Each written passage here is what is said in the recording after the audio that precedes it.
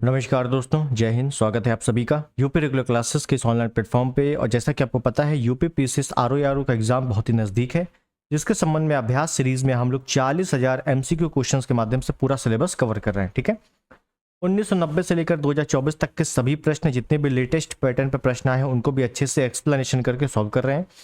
तो आज की क्लास में हम लोग करने वाले हैं जियोग्राफी। ठीक है, और वो भी इंडियन जियोग्राफी। इंडियन ज्योग्राफी करने वाले हैं और इंडियन ज्योग्राफी के क्लास नंबर 3 है। ठीक है, इसके पहले हम लोगों ने 2 क्लास में बहुत ही बेहतरीन तरीके से इंडियन ज्योग्राफी के काफ़ी अच्छे पार्ट को कवर किया है। वो वीडियो ना देखा हो जरूर देख लेना। ठीक है, तो आज क्लास नंबर 3 है इंडियन ज्योग्राफी की। तो चलिए शुरुआत करते हैं सेशन की। उससे पहले अगर आप चैनल पर नए हैं, सब्सक्राइब कर देना, इस वीडियो को लाइक कर देना और शेयर कर देना अपने दोस्तों में। ठीक है, तो पहला question class number 3 Indian geography का पहला प्रश्न आपके स्क्रीन पर ये रहा। बहुत ही अच्छा क्वेश्चन और उत्तर इसका देना है, और इसमें क्या क्या चीज़ें बढ़ सकती हैं वही बताऊंगा। तो देखो क्वेश्चन क्या है, गंगा नदी की निम्नांकित सहायक नदियों में से किसका मार्ग उत्तरमुखी है। नॉर्मली क्या होता है, अगर आप वनडे एग्जाम देंगे तो उसमें क्या क्या पूछ लिया जाता है, उसमें पूछा जाता है गंगा नदी की लंबाई कितनी है, गंगा नदी कहाँ से निकलती है, उत्तर प्रदेश में कहाँ से प्रवेश करती है, कौन सी इसकी सहायक नदियाँ हैं, प्रमुख सहायक नदी। लेकिन इसमें क्या बोला है, सहायक नदी तो ठीक है, तो उस सहायक नदियों में किसका मुख जो है, किसका मार्ग उत्तरमुखी है। ठीक है, तो ये काफ़ी इंपॉर्टेंट हो जाता है आपके लिए क्वेश्चन। तो देखिए मैं इसको आपको बताऊंगा मैप में। ठीक है, तो पहले मैं कच्चा चिट्ठा मैप बना लेता हूँ, उसे बताता हूँ आपको। देखिए ये चीज़ आपको याद रखनी चाहिए, ऐसे मैं बताऊंगा आप। ठीक है, देखिए ये क्या है, ये एक इंडिया का मैप है थोड़ा सा, ये आपका पूर्वोत्तर हिस्सा है। ये क्या है, ये पूरा पूर्वोत्तर भारत है। ठीक है, और ये पूरा क्या है, ये नेपाल वाला हिस्सा है। तब आपको समझ में आ गया होगा कि मैंने कौन सा पार्ट बनाया है इसका। ठीक, अब देखिए गंगा नदी जो है वो इधर से प्रवेश करती है, उत्तराखंड से निकलते हुए यूपी में प्रवेश करते हुए इस प्रकार से ऐसे ऐसे ये बांग्लादेश में प्रवेश कर जाती है। ठीक है, इतना तो आपको पता ही है। अब समझिए कुछ नदियां क्या हैं, ये कौन सी नदी है, ये है गंगा, गंगा नदी है। कुछ नदियां ऐसे आ रही हैं, ऊपर से नीचे इसमें मिल रही हैं। ठीक है, गंगा नदी में तो ये क्या हो गई, इसकी सहायक नदियां हो गई एक तरीके से, ऊपर से इसमें नीचे मिल रही हैं। ठीक है, तो कुछ नदियों के मैं बना देता हूँ इस प्रकार से। अब इन नदियों के नाम देखो, जैसे ये वाली नदी है, इसका नाम है रामगंगा। क्या है, रामगंगा। नाम आपको ध्यान रखना है। इसका नाम क्या है, सेकंड नंबर का गोमती नदी, थर्ड नंबर का है घाघरा, इसी को सरयू बोल देते हैं बाद में। इसका नाम है गंडक, गंडक। उसके बाद है बागमती, बागमती नदी। उसके बाद है कोसी नदी, कोसी। और उसके बाद सबसे लास्ट में है महानंदा, महानंदा। ठीक है, क्लियर हो गया। एक नदी आ रही है इधर ही से आ रही है, और ये मिल रही है इसके नीचे इधर साइड। ठीक, इस नदी का नाम है यमुना नदी, यमुना। ठीक है, काफी बड़ी नदी बनाई है, क्योंकि सबसे बड़ी गंगा की सहायक नदी यमुना ही है। कुछ नदियां यमुना में मिल रही हैं इस प्रकार से, इस प्रकार से ऐसे, और एक नदी ऐसे। इन नदियों का नाम क्या है, चंबल। समझिएगा, पहले है चंबल, सिंध, उसके बाद है बेतवा, उसके बाद है केन। ये कौन सी नदियां हैं, जो चंबल सॉरी यमुना में मिल रही हैं। ठीक है, उसके नीचे ये जो गंगा नदी है, इस पे नीचे से भी कुछ नदियां मिल रही हैं इस प्रकार से। ये कौन सी नदियां हैं, एक नदी का नाम है यहां मैं लिख देता हूं टोन्स, टोन्स। उसके बाद है कर्मनासा, कर्मनासा। उसके बाद है सोन नदी, सोन। और सबसे लास्ट में इधर लिख देता हूं पुनपुन। ठीक है ना, पुनपुन नदी। बस इतनी चीजें आपको पता होनी चाहिए। आप समझिए यहाँ पे क्वेश्चन कैसे कैसे पूछेगा आपसे, क्योंकि क्वेश्चन इंपॉर्टेंट है ना। पहला पॉइंट तो यही पूछेगा कि गंगा की कौन सी प्रमुख सहायक नदियां हैं, तो ये सभी सहायक नदियां हैं जो मैंने बताई है। केवल चंबल, सिंध, बेतवा, केन ये यमुना में मिल रही हैं, तो ये यमुना की सहायक नदियां हैं। ठीक है, उसके बाद आपसे पूछेगा कि गंगा के बाएं तट पर मिलने वाली नदियां कौन सी है, बाएं तट पे, तो भैया ये आपका है बायां तट, बायां तट। ठीक है, और नीचे वाला जो है दायां तट, दायां तट। तो बाएं तट पर मिलने वाली नदियां और दाएं तट पर मिलने वाली नदियां ये हैं। अब आपसे पूछेगा उत्तरमुखी, जिनका मुख उत्तर की ओर है, तो जाहिर सी बात है जो नीचे से ऊपर आ रही है इनका मुख उत्तर की ओर है, ये वाली। तो इनका मुख कैसा हो गया, उत्तरमुखी। तो ये उत्तरमुखी सहायक नदियां हैं। दक्षिणामुखी पूछेगा तो ऊपर से नीचे जो आ रही है वो दक्षिणामुखी हो गया, ठीक है। तो इस प्रकार से ये स्ट्रक्चर आपको पता होना चाहिए। दूसरी चीज, अब अगर थोड़ा सा हार्ड क्वेश्चन बनाएगा आर वगैरह में, तो आपसे कैसे बनाएगा कि गंगा के बाएं तट पर मिलने वाली नदियों के पश्चिम से पूर्व की ओर सही क्रम मिलाइए। तो पश्चिम से पूर्व की ओर ये वाला क्रम आपका पहले सही है। पहले नंबर पे रामगंगा है, दूसरे नंबर पे गोमती है, तीसरे नंबर पे घाघरा है, चौथे नंबर पे गंडक है, फिर बागमती है, फिर लास्ट कोसी, और फिर लास्ट में महानंदा है, ठीक है। पश्चिम से पूर्व, पूर्व से पश्चिम, अच्छे से क्लियर होना चाहिए। एक एक पॉइंट मैंने सही बनाया है, ठीक है। तो इसको या तो स्क्रीनशॉट ले लो या लिख लो कहीं पे, क्लियर। तो हमसे क्वेश्चन क्या पूछा था वो भी देख लें। हमसे क्वेश्चन पूछा था कि गंगा नदी निम्नलिखित सहायक नदियों के किसका मार्ग उत्तरमुखी है। तो उत्तर की ओर कौन सी नदी है, सोन नदी। Option D is the right. बाकी घाघरा, रामगंगा, ये सब क्या है, उत्तर से नीचे आ रही है, मतलब ये दक्षिणामुखी है, क्लियर। तो ऑप्शन डी यहां पर बिल्कुल सही है। आगे देखेंगे अगला प्रश्न। सिंधु नदी का उद्गम है, सिंधु नदी का उद्गम कहां से होता है, ठीक है। सिंधु नदी का उद्गम कहां से होता है, हिमालय श्रृंखला से, काराकोरम श्रृंखला से, कैलाश श्रृंखला से, या हिंदुकुश श्रृंखला से। तो ध्यान रखना है, सिंधु नदी का उद्गम हो रहा है मानसरोवर झील, कैलाश पर्वत, समझिएगा। कैलाश पर्वत में मानसरोवर झील, मानसरोवर झील, मानसरोवर झील के पास एक बोखरचू हिमनद है, बोखरचू हिमनद, या बोखरचू हिमनद ना आएगा तो स्वानो ख्वाब हिमनद आ जाएगा, स्वानो ख्वाब हिमनद। तो यहीं से आपकी सिंधु नदी का उद्गम होता है। तो ऑप्शन डी यहां पर बिल्कुल सही है, ठीक है ना, सिंपल क्वेश्चन था। नेक्स्ट अगला देखें। निम्न नदियों में से किसका उद्गम भारत में नहीं है। भारत में ऐसी कौन सी नदी है जिसका उद्गम नहीं होता है, ब्यास, सतलज, चिनाब, रावी। तो देखिए, जो सतलज नदी है ना, इसका उद्गम भारत में नहीं है। तो इसका उद्गम कहां से है, कैसे क्या है, देखते हैं। और ये क्वेश्चन कई बार आ चुका है, देख लीजिए। तो अब देखिए इंपॉर्टेंट, ये मैंने ये मैप है। इसी मैप में देखेंगे पूरी चीजें कैसे क्या क्या हमें पढ़नी है। देखिए, ये तिब्बत साइड, इधर साइड क्या है, इधर साइड है आपका मानसरोवर झील, मानसरोवर झील। इसी मानसरोवर झील से कई प्रकार की नदियां निकलती हैं। जैसे एक नदी निकली मानसरोवर झील के पास से, ये कैलाश पर्वत के पास मानसरोवर झील और हिमनद, इसी हिमनद से निकली एक नदी, इस प्रकार से होते हुए इधर चली गई। एक नदी भारत से निकली, ये भारत से मतलब बनाया है, भारत से निकली और आगे चली गई। एक नदी और है, वो भी भारत से निकली और वो भी आगे चली गई। एक नदी और भारत से ही निकल के आगे चली गई। एक नदी और भारत से निकली और बीच में अटक गई। और एक नदी मानसरोवर झील से निकली और आगे चली गई। और ये जो अटकी थी ये इसी में मिल गई। अब समझिएगा, हो सकता है आपको लोकेशन थोड़ी गड़बड़ दिखे, आपको केवल समझना है, ठीक है। समझिए, जो पहली नदी है इसका नाम है सिंधु, दूसरी नदी है इसका नाम है झेलम, तीसरी नदी इसका नाम है चिनाब, उसके बाद है रावी, उसके बाद ये वाली नदी है व्यास, इधर मैं लिख रहा हूँ व्यास, और सबसे लास्ट में है सतलज।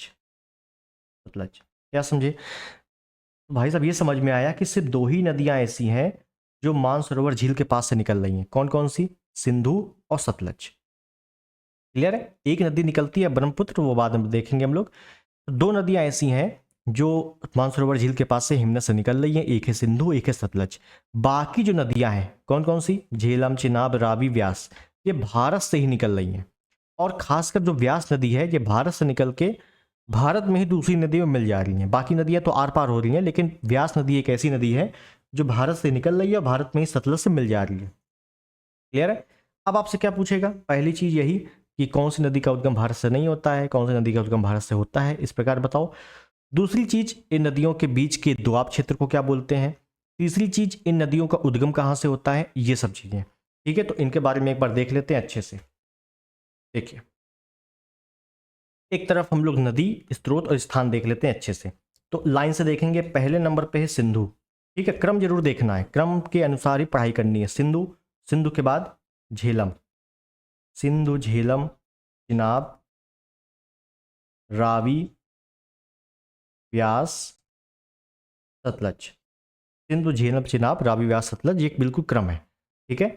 और सिंधु नदी तंत्र में कितनी नदियां आती हैं, तो यही सब नदियां सिंधु नदी तंत्र में आती हैं, ये भी ध्यान रखना है। अब हमसे क्या पूछा, स्रोत। तो भाई सिंधु नदी कहाँ से निकल रही है, अभी मैंने बताया मानसरोवर झील, मानसरोवर झील से। चिनाब नदी कहाँ से निकल रही है, शेषनाग झील से, ठीक है ना, शेषनाग झील। अभी आगे देखेंगे हम लोग। झेलम नदी ना, चिनाब नदी कहाँ से निकल रही है, बड़ा लाचला दर्रे से, बड़ा लाचला जो दर्रा है वहां से चिनाब नदी निकल रही है। रावी नदी, रा से रावी, राह से रोहतांग, रोहतांग दर्रे से। व्यास नदी तो हिमाचल प्रदेश में ही व्यास कुंड है, व्यास कुंड से ये निकलती है। सतलज नदी मानसरोवर झील के पास, मानसरोवर झील के पास ही राक्षसताल झील है, वहां से निकलती है, क्लियर है।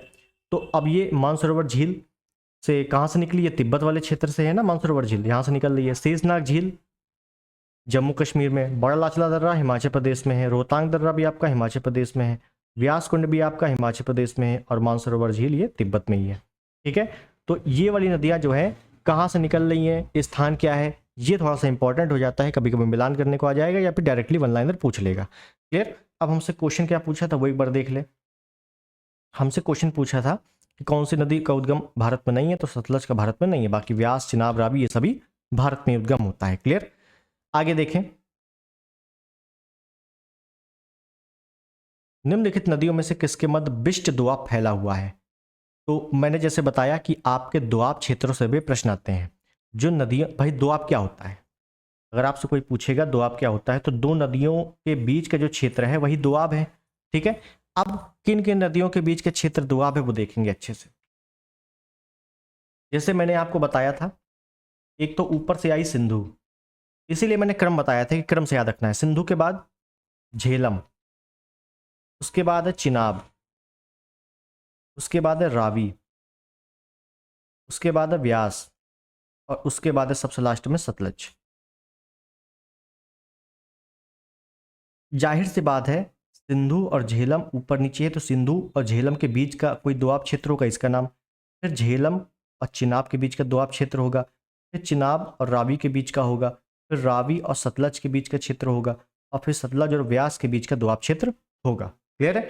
देखिए अब इनके दोआब क्षेत्र देखिए, सिंधु झेलम, सिंधु झेलम के बीच के क्षेत्र को बोला जाता है या दोआब क्षेत्र को बोला जाता है सिंध सागर, सिंध सागर दोआब, ठीक है। अगर आपसे पूछता है सिंध सागर दोआब किन नदियों के बीच है, तो सिंधु और झेलम के बीच है। उसके बाद झेलम और चिनाब के बीच जो है चाज, उसके बाद है रचना, उसके बाद है बारी, उसके बाद है बिष्ट। क्या बिष्ट, क्या रचना दोआब, चाज दोआब, रचना दोआब, बारी दोआब, बिष्ट दोआब, इन नदियों के बीच का दोआब क्षेत्र है। अब क्वेश्चन हमसे क्या पूछा था, क्वेश्चन पूछा था बिष्ट दोआब कहाँ फैला है। अब बिष्ट दोआब ये है, और बिष्ट दोआब सतलज और व्यास के बीच में है, सतलज और व्यास। अब देखिए तो सतलज और व्यास कहाँ दिया हुआ है, सतलज और व्यास ऑप्शन बी में दिया हुआ है, option B is the right. ये क्वेश्चन का लेवल है और इस टाइप के क्वेश्चन आपसे पूछे जाने हैं, तो ये आपको क्लियर हो गया, क्लियर। आगे देखेंगे अगला प्रश्न। निम्नलिखित में से कौन सी नदी कश्मीर के प्रदेश में सिंधु से नहीं मिलती है, ठीक है। तो कुल मिला के हमसे सिंधु नदी के प्रमुख सहायक नदियों के बारे में पूछ रहा है। सिंधु नदी के प्रमुख सहायक नदियां कौन कौन सी है देखेंगे। वैसे यहां से अगर थोड़ा सा लॉजिक लगाएंगे तो मैंने आपको जो मैप बताया था उसमें सबसे ऊपर बताया था सिंधु, फिर झेलम और फिर चिनाब। तो झेलम नदी कहीं भी भारत में नहीं मिल रही है, ठीक है ना, झेलम नदी सिंधु से नहीं मिलती है, इस वजह से ऑप्शन डी बिल्कुल सही है। लेकिन कौन कौन मिलती है तो वो समझ लो कि मान लो जैसे ये नदी है सिंधु नदी, तो इसमें एक नदी आ रही है गोमल, गोमल, एक नदी आ रही है काबुल, ठीक है, एक नदी है आपकी गिलगित, गिलगित, गिलगित एक स्थान भी है और नदी भी है। एक नदी है सिगार, ये छोटी छोटी नदियां हैं। एक नदी है वुंजा या हुंजा, जो लिखा हुआ है पहले नंबर पे हुंजा, ठीक है। एक नदी है नुब्रा, ये भी लिख लो नुब्रा। फिर उसके बाद है एक श्योक नदी है, श्योक। एक नदी है गलवान, गलवान घाटी पे काफी हिंसा हुई थी ना, गलवान, वो भी सिंधु की सहायक है। और एक नदी लिख लो यहीं पर अस्कर। ये सभी किसकी नदियां हैं, सिंधु की सहायक नदियां हैं, ठीक है ना। क्या है, सिंधु की सहायक नदियां, क्लियर है? तो ये नदियों के बारे में आपको अच्छे से पता होना चाहिए। क्लियर? चलिए आगे देखेंगे। चलिए इसमें देखते हैं क्या कह रहा है। बहुत ही अच्छा प्रश्न है ये भी। निम्नलिखित नदियों में से कौन सी एक लद्दाख एवं जास्कर पर्वत श्रेणियों के मध्य से प्रवाहित होती है? मतलब लद्दाख और जास्कर जो पर्वत श्रेणियां हैं उसके मध्य से प्रवाहित हो रही है। मैंने आपको बताया था जब पिछले पार्ट में कि काराकोरम, लद्दाख और उसके नीचे जास्कर, इसका भी क्रम आपको पता होना चाहिए। और यहां से 20 से नदियां आती हैं, 20 से एक नदी आती है और लद्दाख और जास्कर के मध्य से निकल जाती है। इसी का नाम है क्या? सिंधु। और यहीं पर आपका क्या बसा हुआ है? लेह। अगर आपसे पूछेगा लेह कहाँ बसा हुआ है, वो भी लद्दाख और जास्कर के बीच में है। सिंधु नदी के तट पर कौन सा शहर है, तो वो भी लेह है। या लेह किस नदी के तट पर है, तो वो सिंधु है। और सिंधु के दाहिने तट पे है, ये इंपॉर्टेंट था, दाएं तट पे, ये भी आपसे पूछा जाता है। तो यहाँ पे ऑप्शन भी बिल्कुल सही है। क्लियर? बेसिक क्वेश्चन था। नेक्स्ट, निम्नलिखित नदियों में से किसके स्रोत बिंदु लगभग एक ही है? मतलब उद्गम जो है लगभग एक ही जगह से होता है। तो गंगा का उद्गम सबको पता होगा, गंगोत्री से हो रहा है, गौमुख से। और सिंधु का उद्गम जो है मानसरोवर झील से हो रहा है। ये तो बिल्कुल सरासर गलत है। ताप्ती नीचे है, व्यास ऊपर है, ये दूर दूर तक नहीं है। उसके बाद है ब्रह्मपुत्र नदी, ब्रह्मपुत्र मानसरोवर झील से, और गंगा नदी गौमुख से, ये भी नहीं है। बस बचा क्या? Option C is the right. Brahmaputra नदी जो है ये मानसरोवर झील के चीम युंग दुंग हिमनद से, चीम युंग दुंग हिमनद। और जो सिंधु नदी है वो सानो ख्वाब हिमनद, सानो ख्वाब हिमनद। और ये दोनों हिमनद कहाँ पे हैं? मानसरोवर झील के पास है, मानसरोवर झील। इस वजह से स्रोत बिंदु लगभग लगभग दोनों के समान है। क्लियर? नेक्स्ट, लेह अवस्थित है। देखिए आ गया लेह अवस्थित है, और ये देखिए आरओ में आया हुआ है। तो आरओ में इस टाइप के प्रश्न पूछे जाते हैं कि आपको पता तो सब है लेकिन आपने रिवीजन नहीं किया है या थोड़ा सा डिटेलिंग नहीं पढ़ी है, तो आपको दिक्कत हो सकती है। तो लेह कहाँ स्थित है? मैंने बताया था कि सिंधु नदी इस प्रकार से इस ओर जा रही है, और सिंधु के ऊपर आपका बसा हुआ है लेह। इस हिसाब से सिंधु के दाएं तट पे है, दाएं तट पे है। तो सिंधु नदी के बाएं तट गलत, सिंधु नदी के दाएं तट। Option C is the right. ठीक है, झेलम के नहीं है, सिंधु बाएं तट पे नहीं है, दाएं तट पे है। क्लियर है? नेक्स्ट, निम्न नदियों में से कौन लगभग एक ही बिंदु से उत्सर्जित होती हैं? लगभग एक ही बिंदु से निकलती हैं। सेम क्वेश्चन है। इंडस, बस वहां पे क्या था? सिंधु दिया था, और यहाँ पे क्या है? इंडस दिया था। तो इंडस का मतलब ही क्या है? सिंधु। इस वजह से ऑप्शन सी बिल्कुल सही है। क्लियर है? नेक्स्ट, निम्नलिखित में से किस नदी में माजुली नदी द्वीप स्थित है? माजुली नदी द्वीप, तो याद रखना है माजुली नदी द्वीप आपका पहले तो असम में है, और ये निर्मित है ब्रह्मपुत्र नदी के द्वारा। और विश्व का सबसे बड़ा नदी द्वीप है ये, नदी द्वीप। ठीक है, तो अगर पूछेगा विश्व का सबसे बड़ा नदी द्वीप माजुली द्वीप किस नदी से निर्मित है, तो ब्रह्मपुत्र नदी से निर्मित है। क्लियर है? Option B is the right. Next, कथन करने वाले क्वेश्चन अक्सर पूछे जाते हैं, तो देखते हैं इसमें क्या पूछा है कि तीस्ता नदी पहले गंगा की सहायक नदी थी, आजकल वह ब्रह्मपुत्र की सहायक नदी है।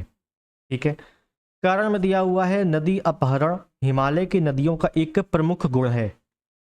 समझिएगा बहुत अच्छे से। तीस्ता नदी को सिक्किम की जीवन रेखा भी कहा जाता है, और जेमू ग्लेशियर से निकलती है। ठीक है, तो पहले गंगा की सहायक नदी थी, आजकल ब्रह्मपुत्र की है। तो ये बिल्कुल सही है, पहले ये गंगा की सहायक नदी थी। और ये बात है लगभग 1780 के करीब की। आकस्मिक बाढ़ के कारण क्या होता है, कोई कई नदियां अपहरण कर लेती हैं, मतलब किडनैपिंग कर लेती हैं, क्योंकि उन नदियों का आकार बड़ा हो जाता है, और आकार बड़ा हो जाता है तो आसपास मिलने वाली नदियां जो है उसी में समाहित हो जाती हैं। ठीक है, नदी अपहरण हिमालय की नदियों का एक विशेष गुण है, ये भी बिल्कुल सही है, क्योंकि हिमालयी नदियों में आकस्मिक बाढ़ आ जाती है कभी कभार, तो इस वजह से नदियों का आकार चौड़ा, और जो भी नदियां आसपास जा रही है तो वो उसी नदी में मिल जाती हैं, जाके कहीं जा रही होती है कहीं और, लेकिन उसी नदी में मिल जाती है। क्यों? क्योंकि आकार बड़ा हो गया, इस वजह से। तो नदी अपहरण हिमालय की नदियों का विशेष गुण है, ये बिल्कुल सही है। इसी वजह से तीस्ता नदी पहले गंगा की थी लेकिन वर्तमान में ब्रह्मपुत्र की है, ये बिल्कुल सही है। एक दूसरे की व्याख्या भी करता है, मतलब option A is the right. ठीक है, नदियों का काफी अच्छा क्वेश्चन है ये। ठीक, चलिए आगे देखें। हिमालय में ब्रह्मपुत्र नदी उदाहरण है। हिमालय में ब्रह्मपुत्र नदी किसका उदाहरण है? पूर्ववर्ती अपवाह का, अनुवर्ती अपवाह का, परवर्ती या अध्यारोपित अपवाह का? तो देखिएगा, हिमालय से पूर्व की जितनी नदियां हैं, हिमालय से पूर्व की जो नदियां हैं ना, वो कौन अफवाह में आती हैं? तो वो पूर्ववर्ती अफवाह में आती हैं, पूर्ववर्ती अफवाह। Option A is the right. अगर मैं बात करूं गंगा की, तो गंगा भी पूर्ववर्ती अफवाह है। मैं बात करूं सिंधु की, मैं बात करूं सतलज की, तो ये सभी क्या है? ये सभी पूर्ववर्ती ही है। क्लियर है? तो ऑप्शन ए यहां पर बिल्कुल सही है। नेक्स्ट, संकोच नदी सीमा बनाती है। संकोच नदी किसके मध्य सीमा बनाती है? तो संकोच नदी के बारे में पता है तो अच्छी बात है, नहीं पता है तो समझो ये भूटान से निकलती है। भूटान से इसका उद्गम होता है और ये असम और पश्चिम बंगाल के मध्य सीमा बनाती है। और असम पश्चिम बंगाल मतलब ऑप्शन सी यहां पर बिल्कुल सही है। और इसका एक दूसरा नाम पूछा जाता है कभी कभार, तो संकोसी नदी को ही गदाधर नदी भी कहा जाता है, गदाधर नदी। ठीक है, इसका दूसरा नाम है, तो ध्यान रख लेना इसके बारे में। नेक्स्ट, कौन सी नदी बांग्लादेश में पद्मा के नाम से जानी जाती है? बहुत ही बेसिक क्वेश्चन है और बहुत ही इजी क्वेश्चन है। तो बांग्लादेश में पद्मा किसको कहते हैं? गंगा को कहते हैं। अब बांग्लादेश में जो ब्रह्मपुत्र जाती है इसको जमुना कहते हैं। क्या कहते हैं? जमुना। क्लियर? ठीक है, क्लियर। अब ब्रह्मपुत्र और गंगा ही बांग्लादेश के बाद क्या होती है? सुंदरवन का डेल्टा बनाती हैं। सुंदरवन का डेल्टा, जो कि विश्व का सबसे बड़ा डेल्टा है। क्लियर? नेक्स्ट, निम्नलिखित में से कौन सी एक नदी भारतीय गंगा नदी बेसिन का हिस्सा नहीं है? भारतीय गंगा नदी बेसिन का हिस्सा नहीं है।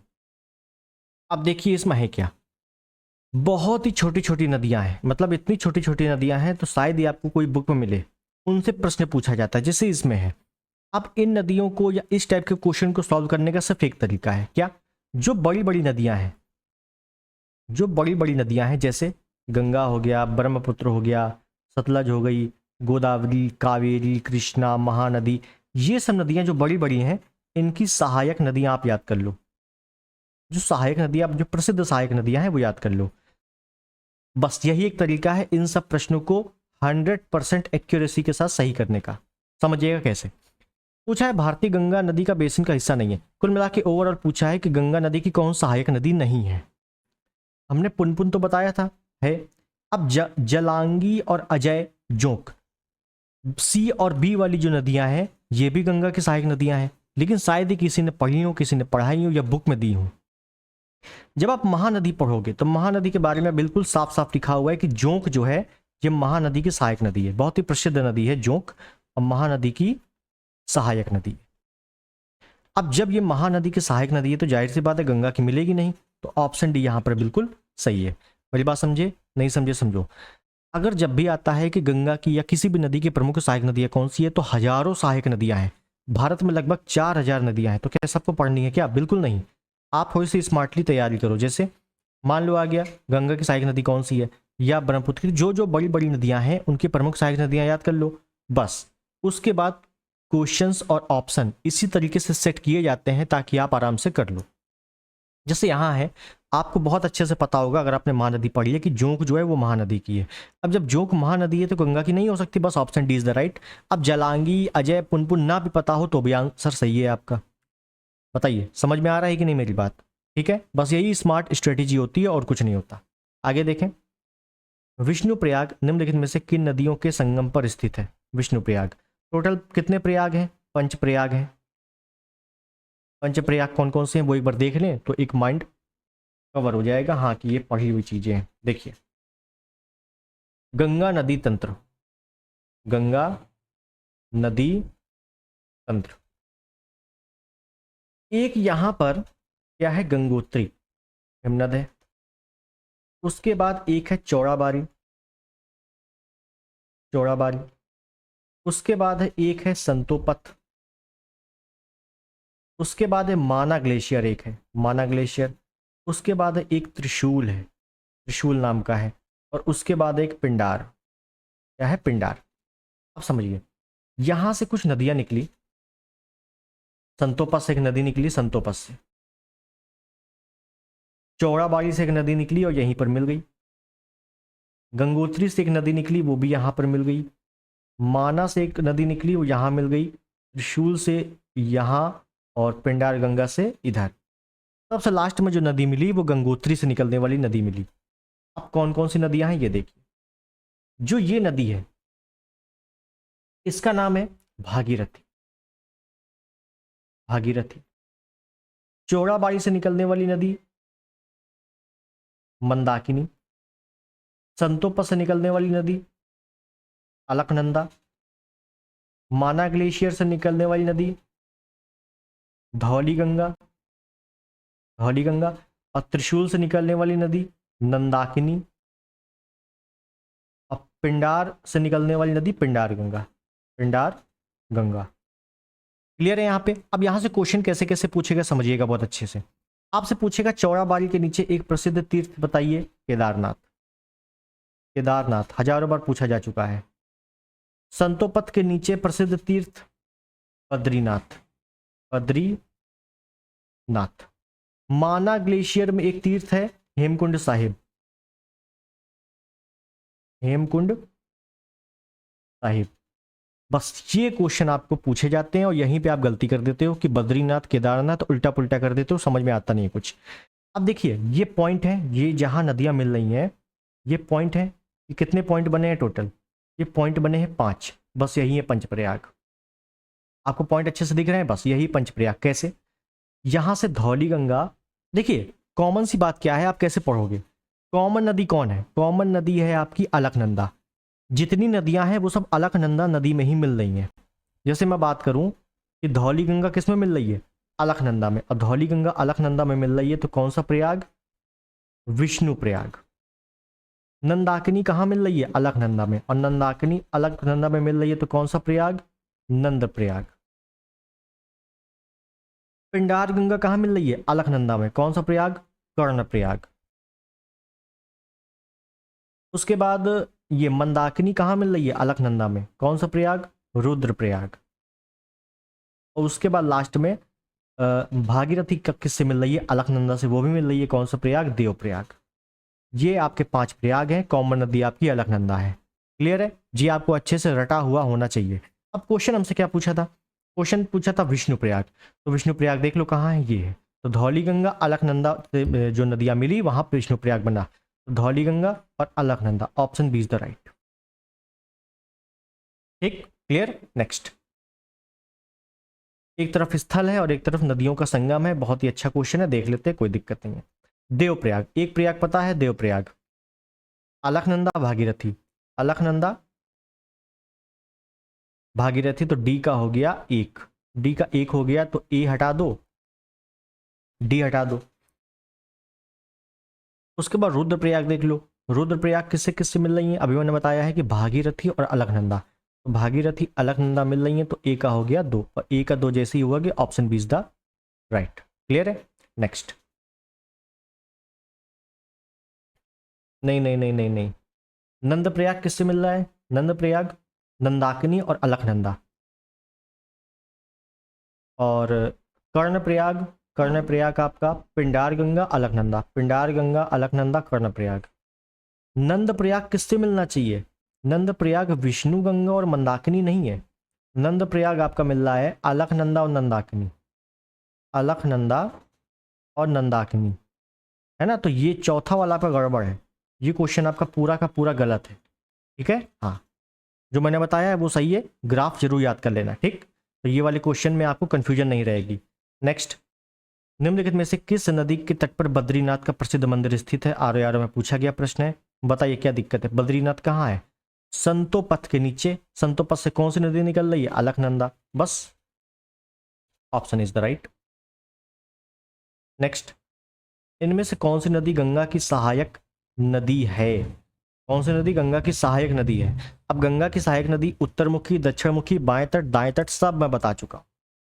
तो बताइए कौन सी नदी है जो कि गंगा की सहायक है? वो है सोन नदी। Option is the right. तो केन, बेतवा, चंबल ये सभी यमुना की सहायक है। किसके सहायक है? यमुना की। ठीक है ना, बेसिक क्वेश्चन है, बहुत ज्यादा हार्ड नहीं है। नेक्स्ट। कोसी नदी का स्रोत स्थित है। कोसी नदी कहाँ से निकलती है? देखिए बहुत अच्छा क्वेश्चन है।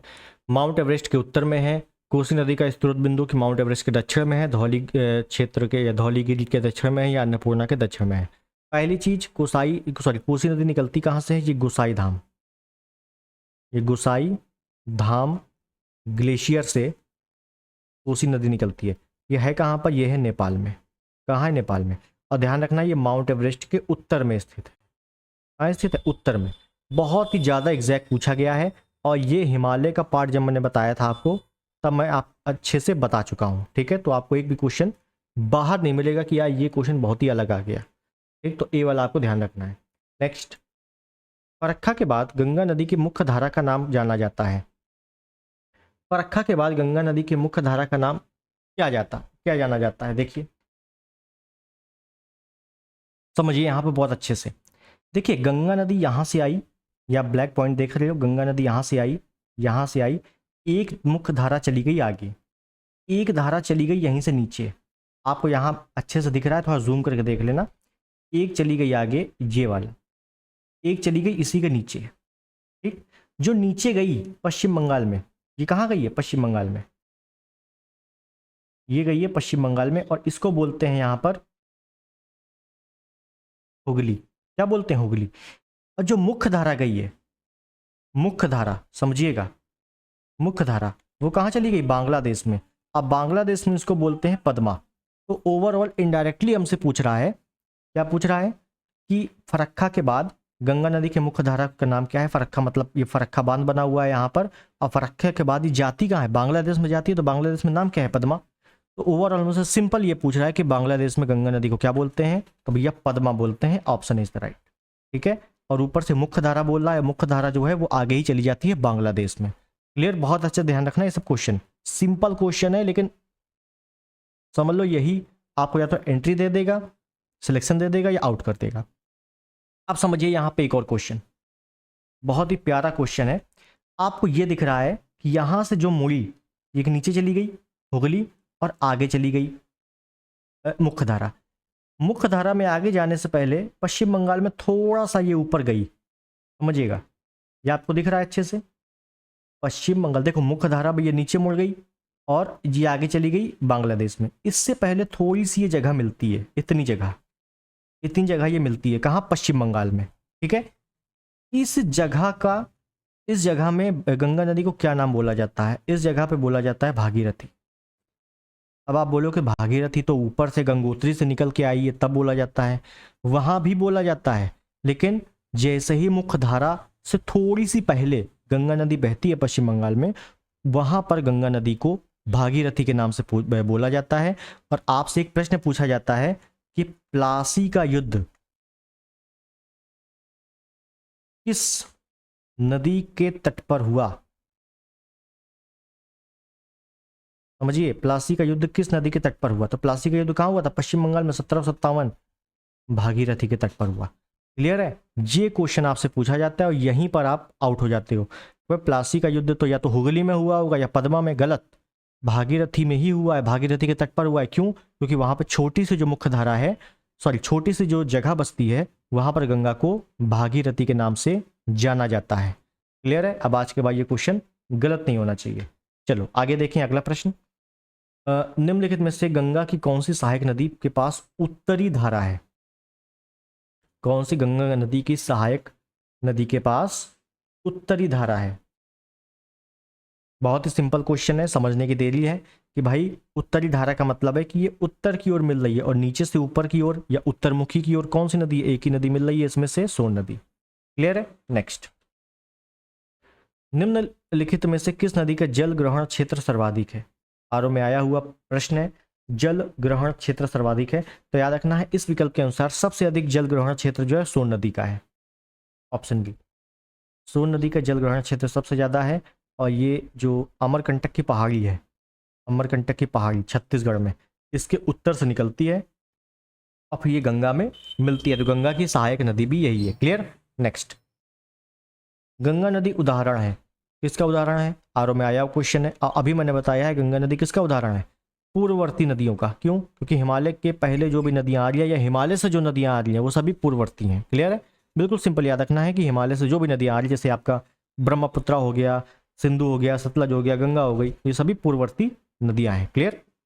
नेक्स्ट, निम्न नदियों में से कौन अपने मार्ग में परिवर्तन के लिए कुख्यात है?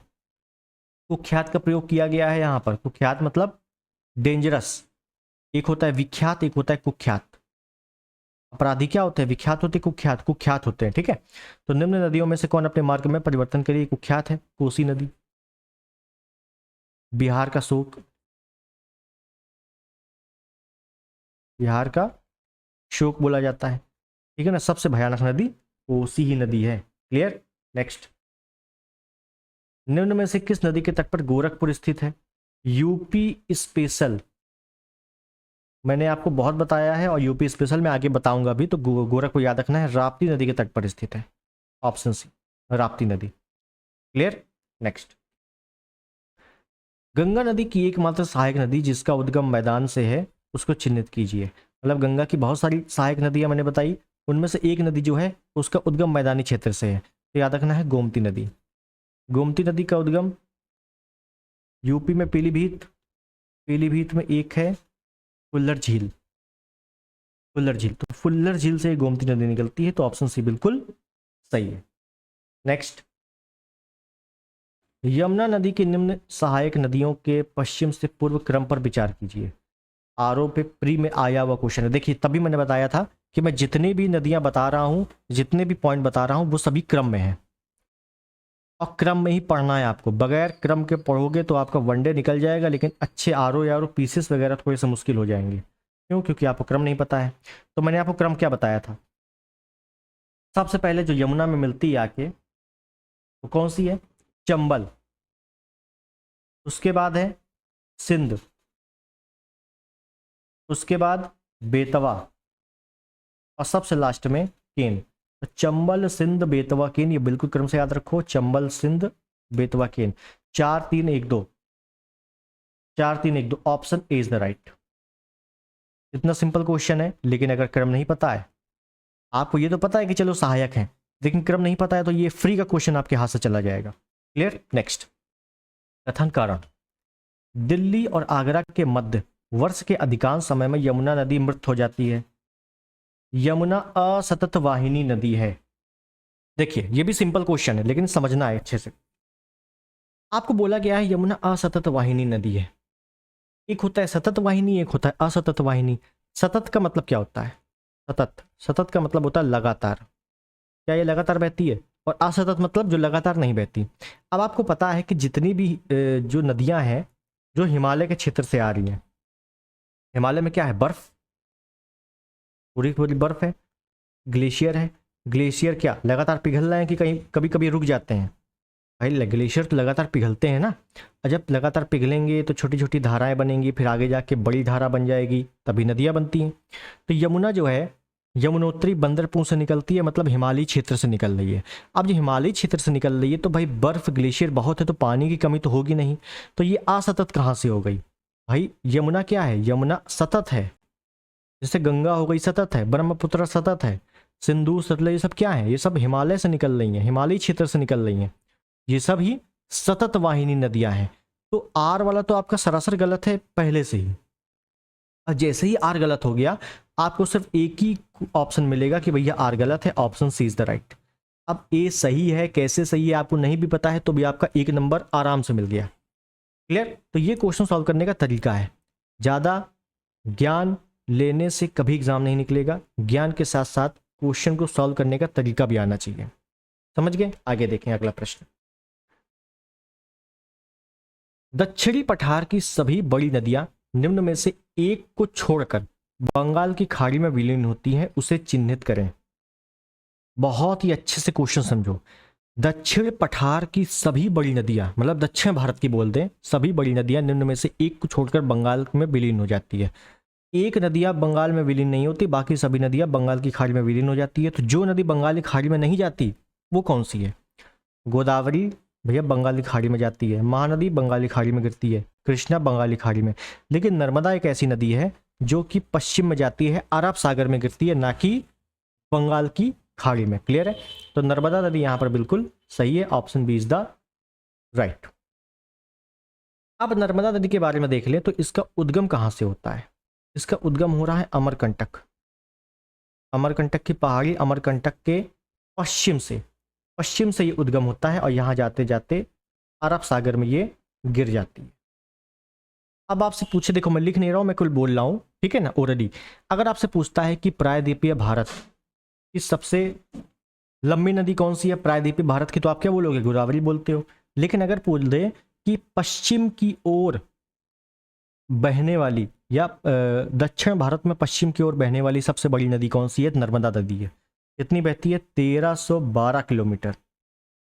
इसके अलावा कोई दूसरी नदी नहीं है जो पश्चिम की ओर बहती हो, ठीक है। मतलब इतनी बड़ी नदी, पश्चिम की ओर तो काफ़ी नदियाँ बहती है, लेकिन सबसे बड़ी पश्चिम की ओर बहने वाली नदी नर्मदा नदी ही है। क्लियर? दक्षिण भारत में। और अगर पूरा पूछ ले कि दक्षिण भारत की सबसे लंबी नदी कौन सी है, तो गोदावरी कर देना। लेकिन गोदावरी आपकी बंगाली खाड़ी में गिरती है, ठीक है। नर्मदा नदी खंबात की खाड़ी में एस्चुरी बनाती है, ये भी आपको ध्यान होना चाहिए। और नर्मदा की प्रमुख सहायक, नर्मदा नदी की प्रमुख सहायक मैं यहीं पर लिख दे रहा हूँ, पता तो अच्छी बात है, ना पता तो लिख लो। एक है तवा नदी, बहुत पूछा जाता है तवा नदी। एक है शक्कर नदी, शक्कर नदी। एक है शेर नदी, शेर नदी। तो ये कुछ 2-3 प्रमुख नदियां हैं जो आपसे पूछ ली जाती हैं कि नर्मदा की कौन सी सहायक नदी है, तो ये सभी सहायक नदियां हैं। इस पर बहुत सारे बांध भी बने हुए हैं, तो बांध का मैं अलग से एक वीडियो बनाऊंगा, उस पर जितनी भी नदियां हैं सबके बांध एक साथ बता दूंगा, तो आपको क्लियर हो जाएगा। अभी आप केवल समझो। नेक्स्ट, निम्नलिखित में से कौन सी नदी घाटी बेसिन क्षेत्रफल की दृष्टि से सबसे बड़ी है? तो क्षेत्रफल के अनुसार सबसे बड़ी या चौड़ाई के अनुसार सबसे बड़ी निम्नलिखित में से कौन सी है? तो याद रखना है महानदी है। महानदी, ये आपका देखो यूपीपीसीएस प्री में भी आया है और आरओ मेंस में आया है। मतलब अगर किसी ने प्री का पेपर अच्छे से देखा होगा, उसको 1 नंबर आराम से मिल गया होगा आरओ मेंस में, ठीक है। तो यहाँ पर बिल्कुल सी आपका सही है। नेक्स्ट, निम्न में से कौन सी भारतीय नदी का युग्म भ्रंश घाटी से होकर बहती है? भ्रंश घाटी से होकर कौन सी नदी बहती है? मैंने आपको पिछले वीडियो में कराया था सतपुड़ा, अगर आपको याद हो। सतपुड़ा, सतपुड़ा के ऊपर है विंध्यन, और सतपुड़ा और विंध्यन के बीच से कौन सी नदी गुजर रही है? ये गुजर रही है नर्मदा। और सतपुड़ा के नीचे से कौन सी नदी गुजर रही है? ये है ताप्ती। बस यही दोनों नदियां भ्रंश घाटी से होकर गुजरती हैं। यहाँ पे नर्मदा ताप्ती, ऑप्शन सी बिल्कुल सही है। क्लियर? समझ गए? चलो नेक्स्ट, कथन कारण, नर्मदा नदी अपने मुहाने पर डेल्टा का निर्माण करती है। दूसरा है, यह एक भ्रंश घाटी से बहती है। मैंने आपको एक पॉइंट बताया था कि जो नदियां पश्चिम में बह रही हैं, जो नदियां पश्चिम में बह रही हैं वो क्या बनाएंगी? एस्चुअरी बनाएंगी। और जो नदियां पूर्व में बह रही हैं, पूर्व में, वो नदियां डेल्टा बनाएंगी। तो नर्मदा नदी डेल्टा बनाती है क्या? क्या ये पूर्व में बह रही है तभी डेल्टा बनाएगी? गलत। ये नदी पश्चिम में बह रही है नर्मदा नदी, तो क्या बनाएगी? एस्चुअरी बनाएगी। तो पहला तो गलत हो गया सरासर। अब ए गलत हो गया जैसे ही, तो ए दोनों से ये गलत, दोनों से ये गलत, ए से ये गलत, ए गलत है। Option D is the right. अब आर आपको नहीं भी पता है तो अभी आप यहां से कर सकते हो, ठीक है। चलिए आगे देखें। नर्मदा एवं ताप्ती नदियों के मध्य स्थित है। नर्मदा एवं ताप्ती नदियों के मध्य क्या स्थित है? सिंपल क्वेश्चन है और देखो कितनी बार आ चुका है। मैंने अभी आपको बताया है कि सतपुड़ा पहाड़ी, सतपुड़ा के सतपुड़ा, मान लो ये सतपुड़ा है, सतपुड़ा के ऊपर से ये नर्मदा और नीचे से ये ताप्ती। तो सतपुड़ा, नर्मदा और ताप्ती के मध्य सतपुड़ा। क्लियर? नेक्स्ट, निम्नलिखित नदियों में से कौन सी भ्रंश घाटी से प्रवाहित होती है? सेम क्वेश्चन है। ताप्ती नर्मदा नदी भ्रंश घाटी से होकर प्रवाहित होती है। Option is the right. बिल्कुल लेटेस्ट क्वेश्चन है, अभी आया हुआ है। अगला है, निम्नलिखित में से कौन सी नदी मुल्ताई के पवित्र तालाब टैंक निकलती है? पवित्र तालाब से निकलती है, मुल्ताई के पवित्र तालाब से निकलती है। इंपॉर्टेंट, देखिए मुल्ताई है कहां पर? हम चले मध्य प्रदेश। मध्य प्रदेश में एक है बैतूल जिला, बैतूल जिला।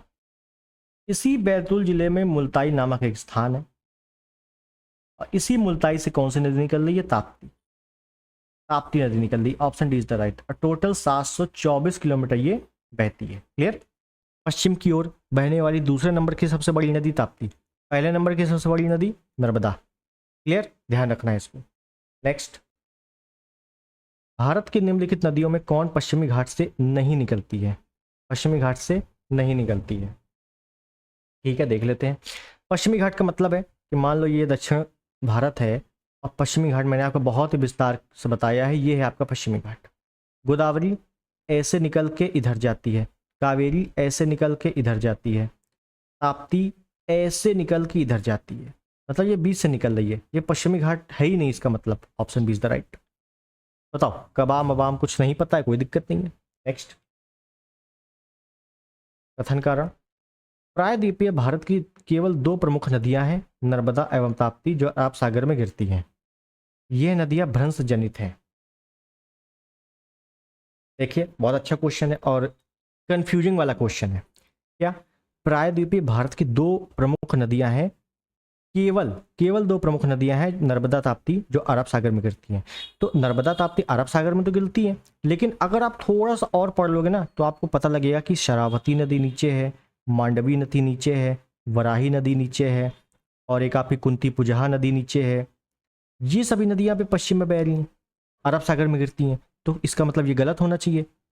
समझिएगा कन्फ्यूजन कहाँ पैदा होगी। लेकिन यहाँ क्या बोला गया है? प्रमुख नदियां। प्रमुख नदियों का मतलब है थोड़ी सी बड़ी नदियां हैं। ऐसे अगर आप करोगे तो छोटी छोटी तो बहुत नदियां हो जाएंगी। प्रमुख सिर्फ दो ही नदी है, नर्मदा और ताप्ती, जो पश्चिम की ओर बह रही है, अरब सागर गिर रही हैं। इस वजह से ए बिल्कुल सही है कथन। कारण ये नदियां भ्रंश जनित है, मतलब नर्मदा और ताप्ती नदियां भ्रंश जनित है, इसी वजह से क्या ये पश्चिम में गिरती हैं, बिल्कुल सही। भ्रंश का मतलब होता है गड्ढा, गड्ढा या ढाल बोल दें। क्यों? क्योंकि इसकी ढाल पश्चिम की ओर ही है, तभी तो गिर रही है। कोई ऐसा जादू थोड़ी ना है कि केवल यही दोनों जा रही हैं। ये दोनों इसी वजह से जा रही हैं क्योंकि भ्रंश है, गड्ढा है, ढलान पश्चिम की तरफ है, इसी वजह से। बाकी नदियों का ढलान पूर्व की तरफ है तो पूर्व की तरफ जाती हैं। इस वजह से ए आर दोनों सही है और एक दूसरे की व्याख्या भी बिल्कुल सही है। नेक्स्ट, निम्नलिखित में से किस नदी का उद्गम मैकाल श्रेणी में नहीं है? बहुत ही सिंपल क्वेश्चन है और आपने अगर जियोग्राफी की मेरी लगातार 2 क्लासेस देखी, ये तीसरी है, 2 क्लास देखी है, तो आपको बहुत ही अच्छे अच्छे क्वेश्चन अब सॉल्व हो रहे होंगे। जैसे मैकाल श्रेणी में नहीं है, मैंने आपको सतपुड़ा बताया था कि सतपुड़ा, ग्वाली, राजपिपला, महादेव, मैकाले, मैकाले बताया था। और मैकाले की सबसे ऊंची चोटी बताई थी अमरकंटक, अमरकंटक याद हो तो, अमरकंटक बताई थी। और मैंने बताया था अमरकंटक के पश्चिम से निकल रही है नर्मदा, उत्तर से निकल रही है सोन, और अमरकंटक के पास एक सिहावा पहाड़ी है। कौन सी पहाड़ी? सिहावा। तो यहां से निकल रही है आपकी महानदी, दक्षिण में जा रही है आपकी इंद्रावती, इंद्रावती। बची कौन? Tapti. Option B is the right. तो ताप्ती नदी जो है मैकाल श्रेणी से नहीं निकलती, ये निकलती है मूल बैतूल क्षेत्र से, मलताई पहाड़ी से, सॉरी मुल्ताई क्षेत्र से, ठीक है, और ये पश्चिम की ओर जाती है। क्लियर? नेक्स्ट, निम्न नदियों में से किसका सर्वाधिक बड़ा जल ग्रहण क्षेत्र है? तो सबसे बड़ा जल ग्रहण क्षेत्र किसका है? गोदावरी का है। एक ऐसे भी लॉजिक लगा सकते हो कि दक्षिण भारत की सबसे बड़ी नदी कौन सी? गोदावरी, ठीक है। और हालांकि सब नदियों के जल ग्रहण क्षेत्र, उनकी लंबाइयां याद करना पॉसिबल नहीं है, भूल जाओगे आंकड़े, ठीक है। इस वजह से सिंपल सा है कि जो आपका पीवाईक्यू में दे रखा है उसको नहीं भूलना है बस। तो सर्वाधिक जल ग्रहण क्षेत्र किसका है? गोदावरी नदी का है। क्लियर?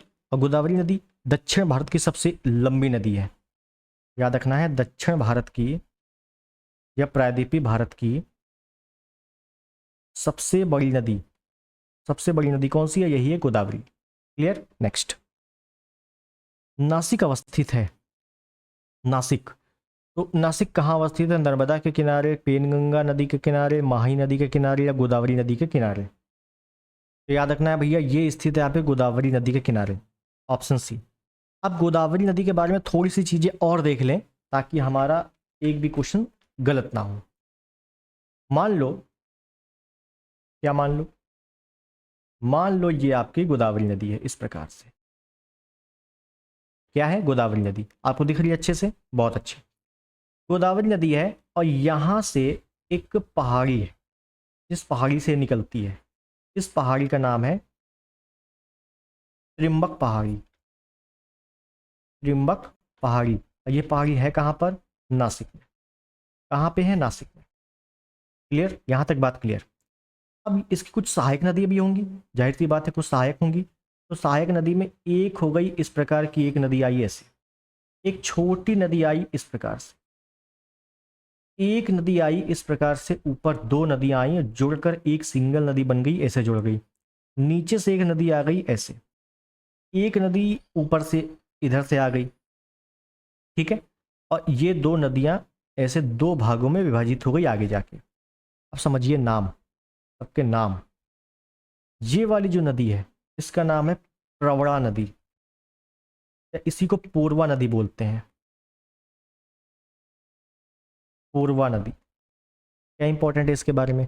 इसके बारे में ये इंपॉर्टेंट है कि सिंधु घाटी सभ्यता का सबसे दक्षिणतम स्थल दाइमाबाद पूर्वा नदी या प्रवरा नदी के किनारे है। क्लियर है? और अगर पूर्वा प्रवरा ऑप्शन में नहीं होता है तो आप गोदावरी करोगे। क्यों? क्योंकि गोदावरी सहायक है उसकी। उसके बाद ये छोटी नदी है, ये है वर्धा नदी, छोटी नदी। उसके बाद ये वाली नदी जो है इसका नाम है पेन गंगा, और उसके बाद है ये वेन गंगा। एक है आपकी दूध गंगा, तो दूध गंगा कृष्णा की सहायक है, बाकी पेन गंगा वेन गंगा गोदावरी की सहायक है। और ये दो नदियां आपस में मिल जाती है तो बड़ी बन जाती है, इसी को बोलते हैं प्राणहिता नदी, प्राणहिता नदी। क्लियर? उसके बाद नीचे वाली नदी है मंजरी नदी, मंजरी नदी। उसके बाद जो ऊपर वाली नदी है इंद्रावती नदी, इंद्रावती नदी। और ये दो भागों में बढ़ जाती है आगे जाके, एक कहते हैं गौतमी, गौतमी गोदावरी, एक बोलते हैं विशिष्ट गोदावरी, गौतमी गोदावरी, विशिष्ट गोदावरी। आंध्र प्रदेश में बढ़ जाती है, आंध्र प्रदेश में राजमुंदरी है ना, तम्बाकू अनुसंधान संस्थान राजमुंदरी में है, बस वहीं से ये बढ़ जाती है और फिर आगे जाके बंगाली खाड़ी में गिर जाती है। ठीक है, तो ये कौन सी नदी हो गई? हम लोगों ने कौन सी देखी? गोदावरी नदी। क्लियर? अब आपको गोदावरी नदी की सहायक और कैसे क्या क्या कौन कौन सी मिलती है गलत नहीं होना चाहिए। आगे देखते हैं अगला प्रश्न। निम्नलिखित में से कौन एक कृष्णा नदी की सहायक नदी नहीं है? तो कृष्णा की भी सहायक अच्छे से पता होना चाहिए। तो पहले कृष्णा का उद्गम देख लेते हैं, उद्गम कहाँ से होता है इसका? तो याद रखना है इसका उद्गम महाबलेश्वर से होता है। महाबलेश्वर, महाबलेश्वर कहाँ है? महाराष्ट्र में है। यहाँ यहीं से इसका उद्गम हो रहा है।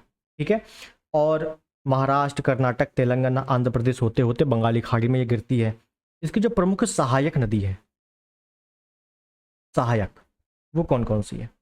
देखिए, तो एक है आपकी तुंगभद्रा, तुंगभद्रा किसकी है? कृष्णा की है। एक है कोयना, एक है भीमा, ये वो नदियां हैं सहायक जो बहुत पूछी जाती हैं, भीमा। एक है मलप्रभा, मलप्रभा, एक है घटप्रभा, और एक है मूसी नदी जिसके तट पे हैदराबाद स्थित है। हैदराबाद किस नदी के किनारे है? मूसी नदी के किनारे है, तो ये भी कृष्णा की सहायक है। तो और एक लास्ट लिख लो डान, डान नदी, ये किसकी सहायक है? ये सभी कृष्णा की सहायक। तो बची क्या? तेल। Option C is the right. तेल किसकी है? तेल नदी किसकी सहायक है? तो ये भैया महानदी की सहायक है, महानदी। और महानदी की एक और सहायक है जोंक, मैंने बताया था जोंक नदी। तेल नदी किसकी सहायक है? महानदी की। क्लियर? नेक्स्ट, तुंगभद्रा भीमा नदियां किसकी सहायक है? अभी देखा है कृष्णा की। Option D is the right. अब गलत नहीं होना चाहिए ये। बहुत ही अच्छा क्वेश्चन है और ये आने लायक क्वेश्चन है, पढ़िए अच्छे से। कृष्णा नदी से संबंधित निम्न कथनों को पढ़िए तथा नीचे दिए गए कूट से सही उत्तर चुनिए। कृष्णा पूरब की ओर प्रवाहित होने वाली सबसे बड़ी प्रायद्वीपीय नदी है। तो मैंने आपको बताया है कि दक्षिण भारत की सबसे बड़ी नदी गोदावरी है, ठीक है, कृष्णा नहीं है। तो ये पहले ही गलत हो गया आपका। और अगर बोल दे कृष्णा बहती कितना है तो 1400 किलोमीटर। और गोदावरी कितना बह रही थी? गोदावरी कितना बह रही थी? गोदावरी बह रही थी 1463 किलोमीटर। ठीक है, तो जाहिर सी बात है गोदावरी सबसे लंबी नदी है, सबसे बड़ी। कृष्णा नहीं है, तो पहला तो सरासर गलत हो गया। अब पहला गलत हो गया तो ए ऑप्शन गलत हो गया क्योंकि इसमें पहला है, और सी गलत हो गया क्योंकि इसमें पहला है। दूसरा पढ़ते हैं, महाराष्ट्र, कर्नाटक, आंध्र प्रदेश इसके बेसिन क्षेत्र के हिस्सेदार है। मतलब यहाँ से होकर कृष्णा नदी बहती है क्या? बिल्कुल सही, बहती है। उसके बाद है पूर्णा, कृष्णा की एक सहायक नदी है। पूर्णा, पूर्णा या इसी को मैंने बताया है क्या? प्रवरा, या इसी को बताया है मैंने पूर्वा। पूर्णा ये किसकी सहायक नदी है भैया? ये गोदावरी की है। अभी बताया कि नहीं पूरा मैप से गोदावरी की है, कृष्णा की नहीं है। तो ये सी वाला भी गलत हो गया तीसरा। चौथा है नागार्जुन सागर कृष्णा नदी पर बहुउद्देशीय परियोजना है, जो कि बिल्कुल सही है। इसका मतलब है ऑप्शन डी वाला बिल्कुल सही है। Clear, D is the right. और ये सभी क्वेश्चन मैं बता चुका हूं बहुत ही अच्छे तरीके से। नेक्स्ट आगे देखें, हगरी सहायक नदी है। हगरी, हगरी किसकी सहायक नदी है? तो देखिए कुछ नदियां हैं जिनकी सहायक की भी सहायक नदी है। जैसे मैंने आपको बताया था कृष्णा की एक प्रमुख सहायक नदी है तुंगभद्रा, और तुंगभद्रा की सहायक नदी है हगरी। समझिएगा, तो हगरी किसकी सहायक नदी है? तुंगभद्रा की सहायक नदी है। Option D is the right. Hagari किसकी सहायक नदी है? तुंगभद्रा की। और तुंगभद्रा किसकी है? कृष्णा की। ठीक है, तो ये थोड़ा सा ध्यान रख लेना है, लॉजिकल क्वेश्चन है। नेक्स्ट है, अमरावती, भवानी, हेमावती, काबिनी सहायक नदियां हैं। देखिए, अमरावती, भवानी, हेमावती, अर्कावती, सुवर्णवती, लोकवावती, वती वाले जितने आ जाए, वती वाले, तो वो आपको कावेरी कर देना है। Option C is the right. और कावेरी का उद्गम अगर देख लेंगे हम लोग, तो इसका उद्गम हो रहा है ब्रह्मगिर पहाड़ी से। ब्रह्मगिरी पहाड़ी से। अब ब्रह्मगिरी पहाड़ी कहाँ पे है? ये पश्चिमी घाट में है। बस पश्चिमी घाट से उसका उद्गम होता है और बहते बहते तमिलनाडु कराईकाल का निकट ये बंगाली खाड़ी में गिर जाती है। क्लियर है? इसकी लंबाई अगर पूछ ले तो 800 किलोमीटर है। 800 किलोमीटर। क्लियर है? नेक्स्ट अगला देखेंगे, कावेरी नदी उद्गम है। कहाँ उद्गम है? अभी बताया है, ब्रह्मगिरी पहाड़ी पर। ब्रह्मगिरी पहाड़ी पश्चिमी घाट की प्रमुख पहाड़ी है, यहीं से कावेरी नदी का उद्गम होता है। क्लियर? और ये देखो आया हुआ क्वेश्चन है आरो यारों में। अगला, हाँ, तो हमारे सारे क्वेश्चन यहां पर होते हैं समाप्त। एंड अब समझिएगा, जियोग्राफी की ये तीसरी क्लास थी और आज की क्लास में ज़्यादातर हम लोगों ने नदियां पढ़ी हैं। ज़्यादातर हम लोगों ने नदियां पढ़ी हैं, केवल नदियां पढ़ी हैं, उनकी प्रमुख सहायक पढ़ी हैं। अभी तक हम लोगों ने बांध नहीं देखे हैं, प्रमुख परियोजनाएं नहीं देखी हैं। तो ये मत समझ लेना नदियों वाला पार्ट खत्म हो गया। ठीक है, नदियों वाला अभी बचा हुआ है, बहुत कुछ बचा हुआ है अभी। नदियों के उपनाम, किस नाम से नदियों को कहाँ कहाँ जाना जाता है, क्या क्या स्पेशल चीज़ें और पूछ सकते हैं स्टैटिक में। ठीक है, तो अभी ख़त्म नहीं हुआ है, ये मत सोचने लगा ख़त्म है। बहुत ही बेहतरीन तरीके से आराम से हम लोग रिवीजन कर रहे हैं। आपका काम है घर में पढ़ना। क्या पढ़ना? आपकी हो सकता है नोट्स हो, उसको निपटाओ, बुक्स हो, जो भी आप पढ़ते हो बुक्स उसको निपटाओ। जिसका भी मान लो आपने बैच ले रखा है, अगर लिया है तो अच्छी बात है, ना लिया हो तो और अच्छी बात है, उसको निपटाओ। एक बुक आप जरूर पढ़ें और पूरा PYQ और पूरा रिवीजन मेरे पे छोड़ दें। बहुत ही बेहतरीन तरीके से रिवीजन होगा। आपने नहीं पढ़ा होगा वो तक मैं रिवीजन करवा दूंगा। क्लियर है? तो आई होप चीज़ें आपको समझ में आई होगी, वीडियो अच्छा लगा होगा।